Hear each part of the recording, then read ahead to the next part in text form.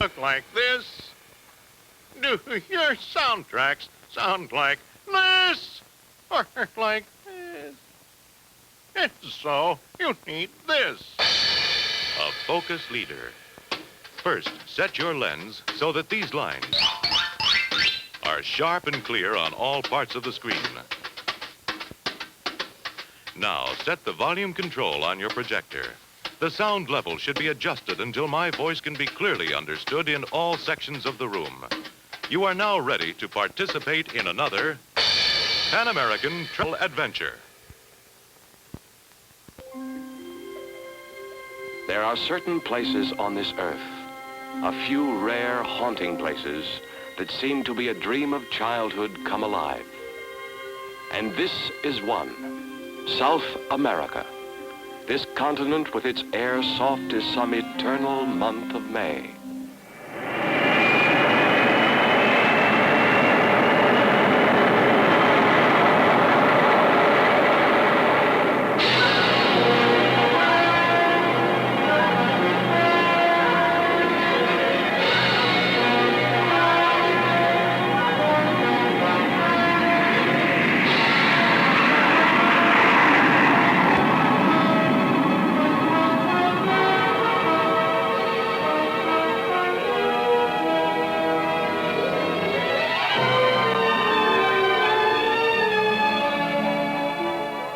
South America, beckoning adventurers to come and discover its secrets.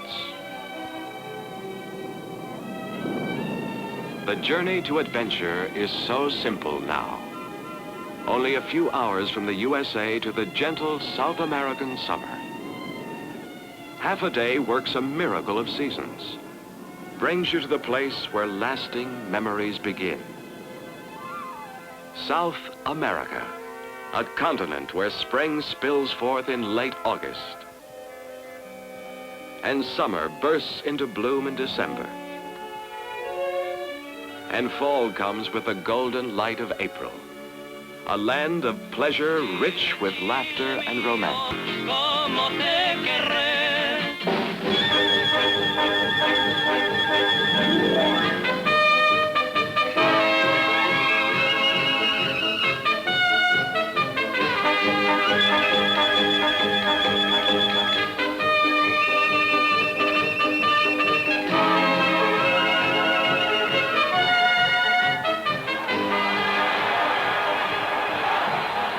The pulse echoes in the rhythm of their cities.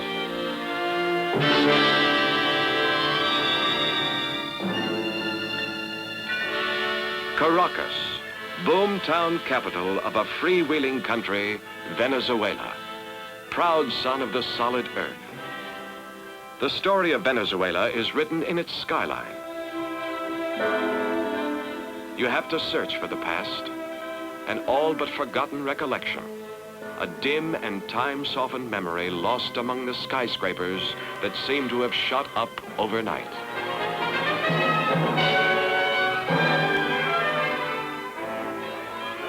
Behind it all, behind the new highways and the new housing, behind the swimming pools and the lavish hotels like the Tamanaco, lies the harvest of a single crop, oil.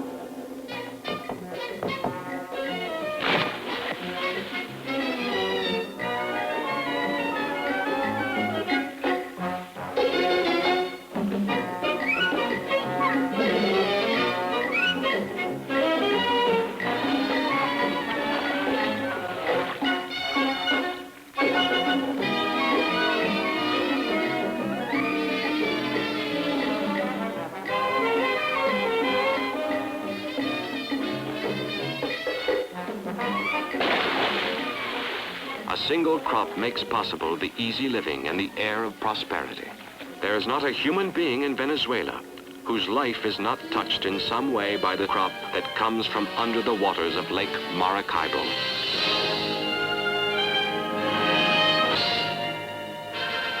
This rich black gold of Venezuela fuels the great highways of a continent, carries the traveler south to the boulevards of Buenos Aires, most cosmopolitan capital of the southern continent. The whiz of traffic along the avenue of the 9th of July, the world's widest boulevard.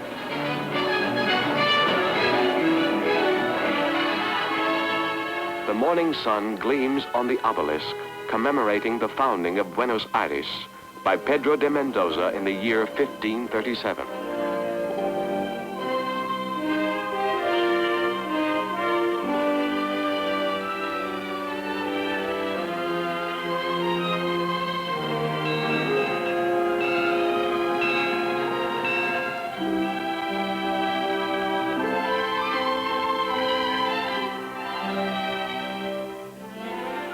A city with an echo of Paris and a bit of Vienna, and more than a touch of Rome in the broad plazas flooded with sunlight.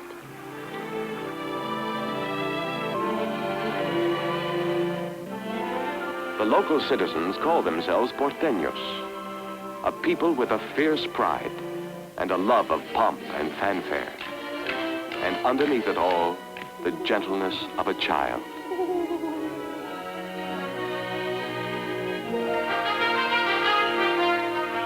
Buenos Aires, city of 1,000 statues.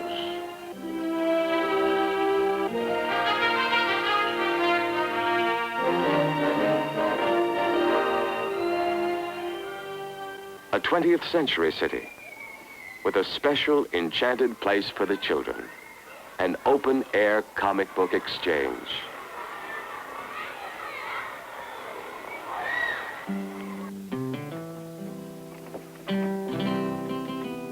Another part of life, racing along at a tempo swift as the hands of the craftsman, turning out the high-fashion goods that make the women of Buenos Aires rival the women of Paris.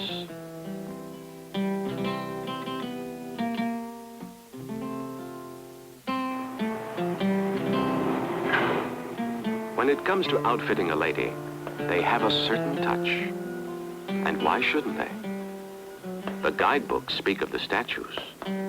But a porteño can tell you that around town there are figures just as interesting as any you'll find on pedestals in the plaza.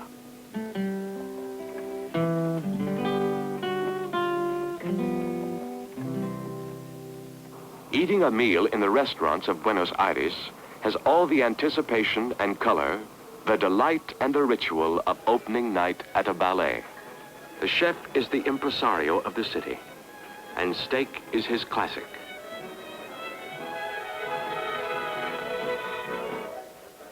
What you would pay in New York for a good cigar, in Buenos Aires will buy you a steak thick as a dictionary.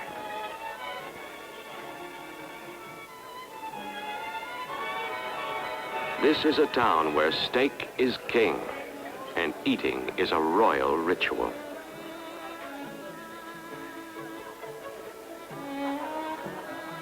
A city with places where a slice is a delight, and places where a slice is a disaster.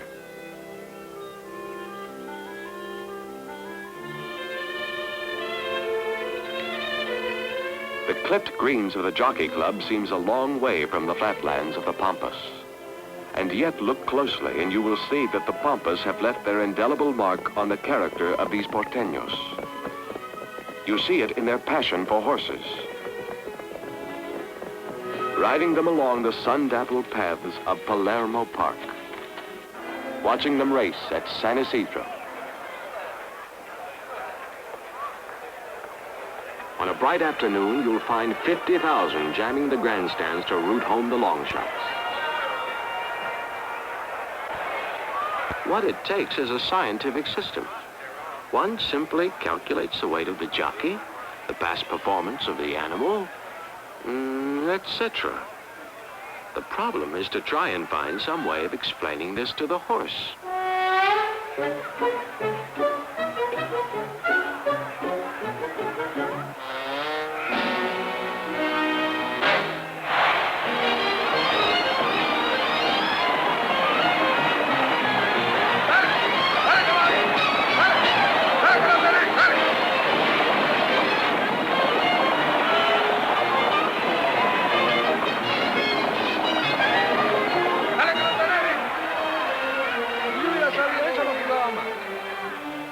If you want to know if there's any such thing as a system for beating the races, You'll find the answer scattered across the grass of San Ysidro. And you're consoled by the quiet of El Tigre. All up and down the coast, tiny boats tack in and out of 100 hidden harbors and half-lost bays.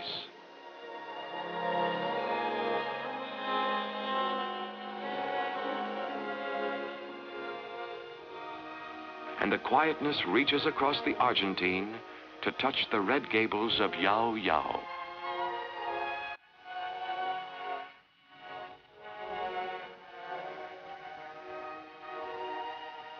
A place on the lakes where the breeze softly whispers, "Stop your running and take the time to come alive again."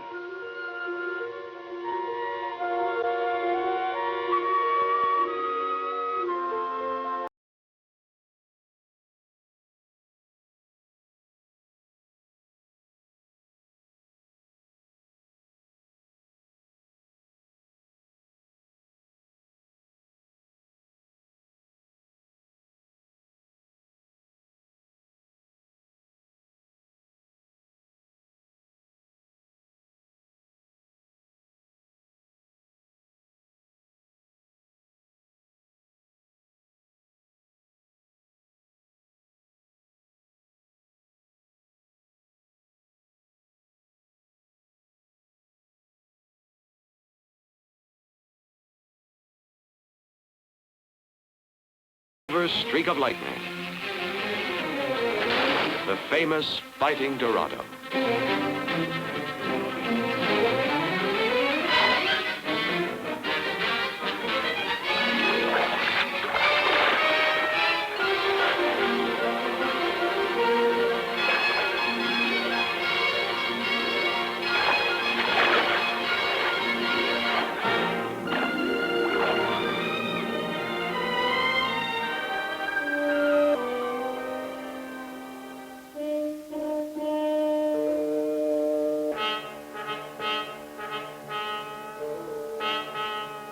Years ago, Argentina brought in wild stags from Germany to stock these hills.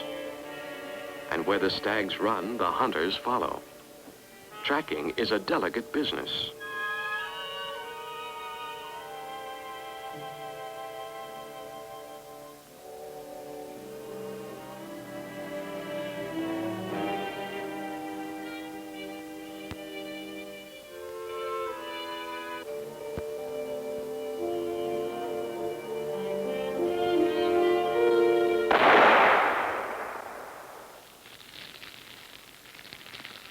Around the campfire, there's an international flavor. Hunters coming all the way from Denmark and Bavaria, from Dallas and San Francisco to spend their days on the wild trails, and their twilights gazing at the fire smoke, alive with memories.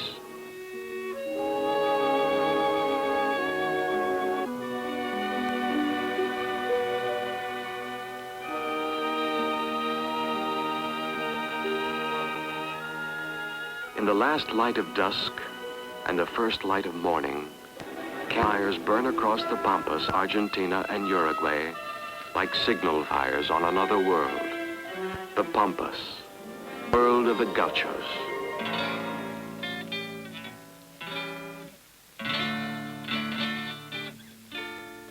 Figures out of an ancient fable, half horse, half man, tough, independent, ironic, at home in this immense and trackless interior, this world of grass and sky.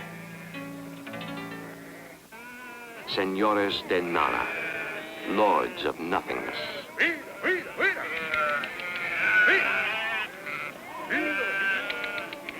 Their ancestors were Spanish caballeros from Asturias and the Basque country, shepherds and the sons of shepherds, herdsmen and the descendants of herdsmen.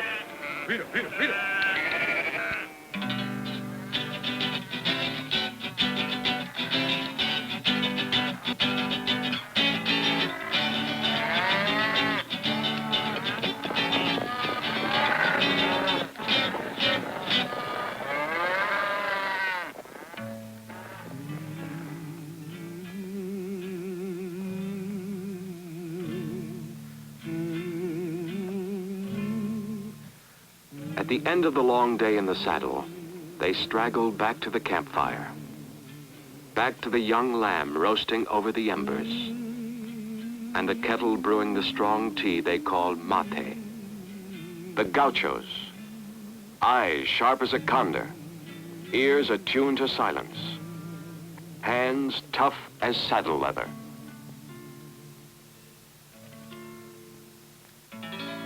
There are curious things that could be told about these compañeros, things you would never dream. About that one, Francisco, and that one we call El Diablo, the devil. That one, Pablito, wept when his horse died. And that one writes poetry. Poetry, eh? Fantastico. These are men, brother, true men. Ante el Cristo Redentor, se arrodillaba un arriero. Sirvo otro litro de vino, don Seferino, por caridad. Quiero ahogar mis penas y deseo olvidar. Quiero ahogar mis penas y deseo olvidar.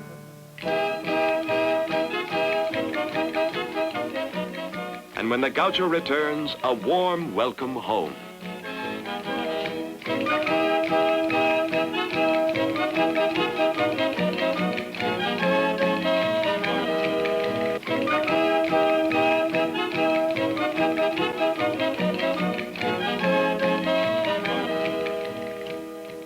Bit by bit, you weave the pattern of sights and sounds that make a continent.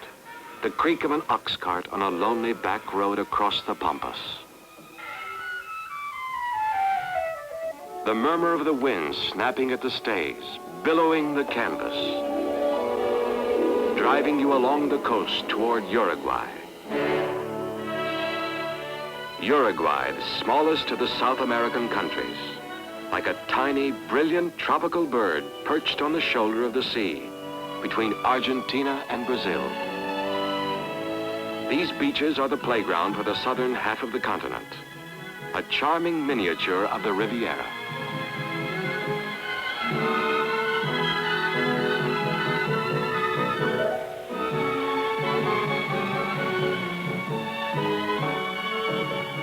Beyond the beach, half hidden away in a pine forest, the cabañas of the Cantegril Country Club, playing host to guests from New York, London, Paris.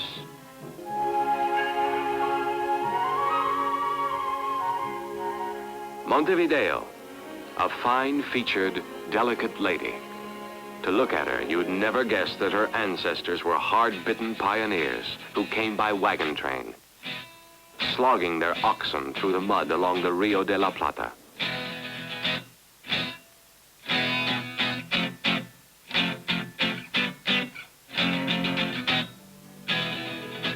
Montevideo is a languid lady with a charming smile. But across the northern border in Brazil, Sao Paulo is a rugged young man in a hurry. Strictly business, steel and industrial diamonds, cotton and coffee. When 2/3 of the world wakes up in the morning, its coffee pot is filled by Sao Paulo.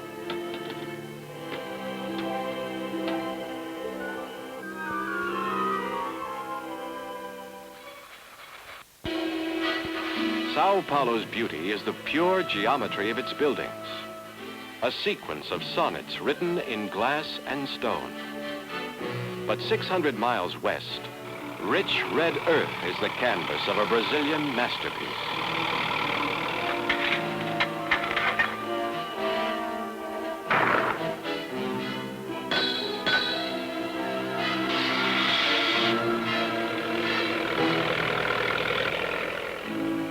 Out of a jungle wilderness, rising high on the central plateau, Brasilia, a splash of brilliance on the dark and distant heart of a nation.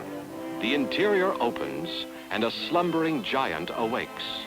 Brasilia, capital city of a new Brazil. Out of a primitive past, the daring palace of a president. As if some ancient goddess's vision of the future suddenly came true.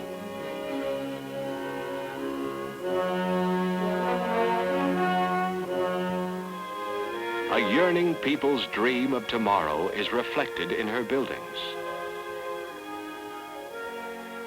A nation's awakening in concrete and steel. Towers of government. Proud and noble pillars of Senate and House.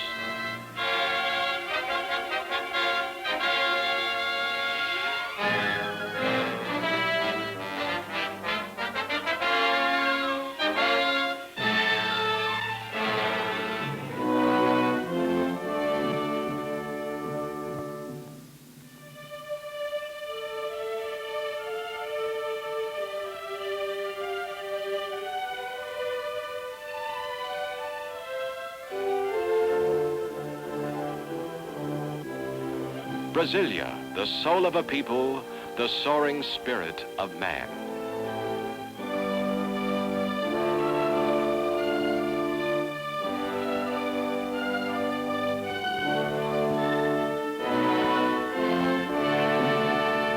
But on the coast, the old queen still reigns.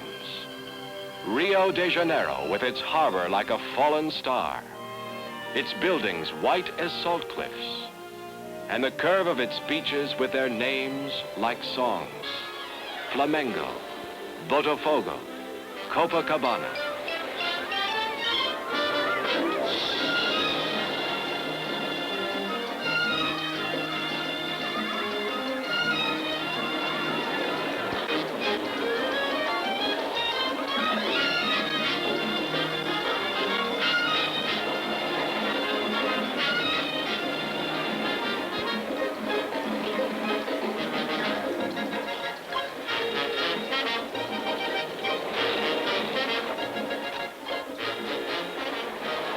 Rio is a young beauty with a quicksilver laugh, bright as the sun, capricious as the sea.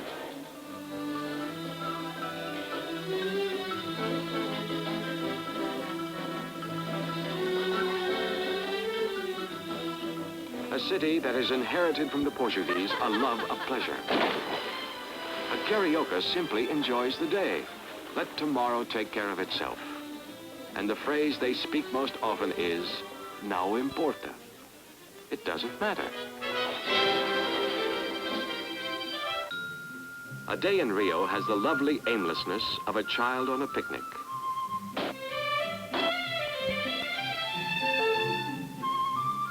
Hot sausages and cool coconut milk. A feeling of intimacy in the air.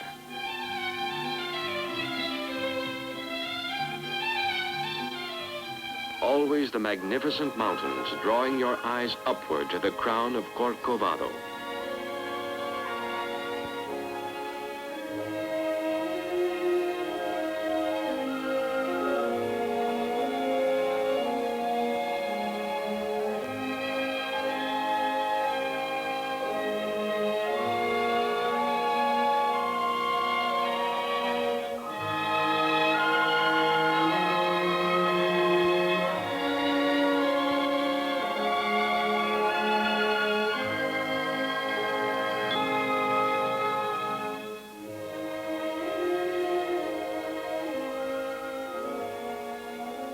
Below the breathtaking arc of Guanabara Bay.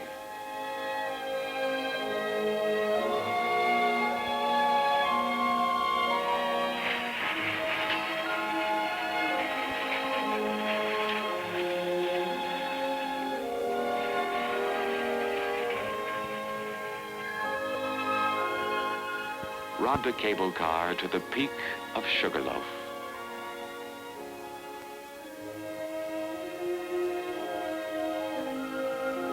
And look down on the lagoon curving away to São Francisco.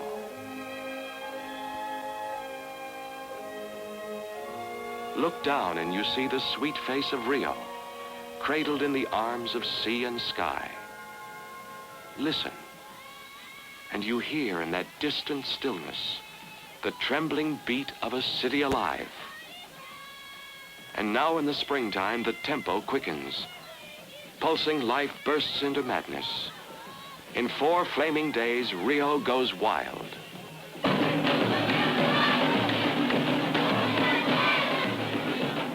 this is how it begins. The pounding of samba drums. The first tremors of excitement in the streets. Carnival time in Rio. A special karaoke state of mind. A marvelous kind of spring madness.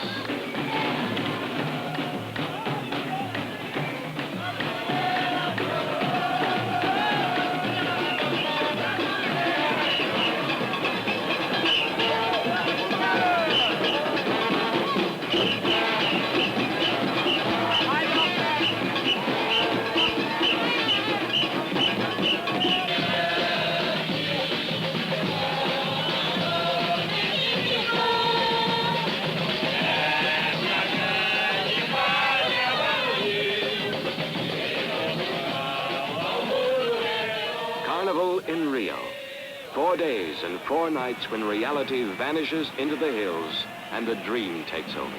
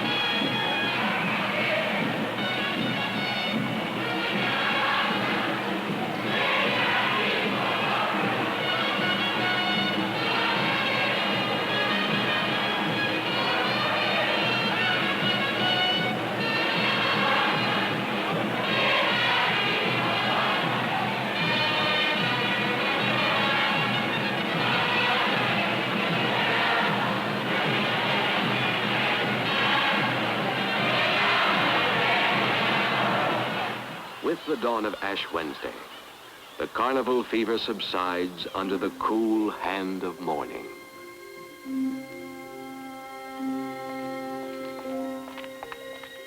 The last revelers straggle home, and Rio assumes once more its familiar, incomparable face.